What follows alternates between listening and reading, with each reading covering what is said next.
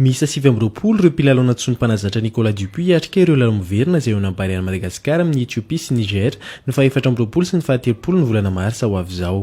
Ankoatra ireo 7 dia vao iantso ihany koa ny kapiteny Barea teo aloha fa neva Imandry Atsimo izay milaza ny tsy lalao intsony ho an'ny ekipa pirenena ary milalao any Al Amiran Arabia Saodita ankehitriny.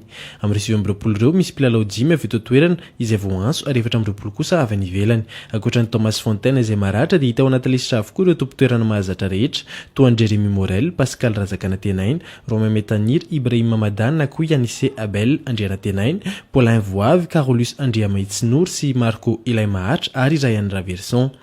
Niverina ao anatin'ny lisitra ihany koa i Dax Andrianarimanana sy Njiva Rakotoary Malala ary Zotsara Randriambololona. Iverina ivadika rivo-doza tsy ho ela ilay andro ratsy mitoetra amin'ny lakan-drano Mozambika amin'izao fotoana izao raha araka ny vinavinan'ireo mpamatotra ny toetrandro. Izy mao avy izao no hiditra ao amin'ny faritra Melaka ity andro ratsy ity ary Iverina efa ho lasa rivo-doza izy amin'izay fotoana izay raha araka ny vinavina hatrany.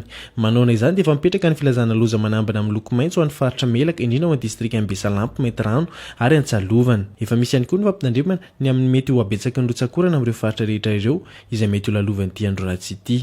Raha araka ny vinavinan'ireo mpamatotra ny toetrandro hatrany dia ity Madagasikara avy nendrefa niankatrany Atsinanana ity rivo-doza ity ary Iverina ivoaka an-dranomasina ny Manoro ny Alahady ho avy izao. No esorina tsy ho filohan'ny Université Thomas Saintso ny Conscience Zaftody fitantanana tsy mazava ary tsy fifehezana ny université araka ny tokony ho izy no isan'ny esorana azy teo amin'ny toerana raha araka ny voalazan'ny tatitra ny filakevitra minisitra nivoaka ny alarobia lasa teo. Anisan'ny hampangana azy ihany koa ny fandinana ny volan'ny mpianatra na koa ny fivarotana ny fiaran'ny université mifono fanararotana. Raha araka ny fanazavana hatrany dia efa ny volana Jolay no voaren'ity filohan'ny université ny Barika Dimy ity ny vatsy mpianarana tokony ho zaraina ho an'ireo mpianatra kanefa kosa dia nahodiny ity farany tamin'ny zavatra hafa izany ary tsy navoaka raha tsy efa nisy mpianatra namony ainy.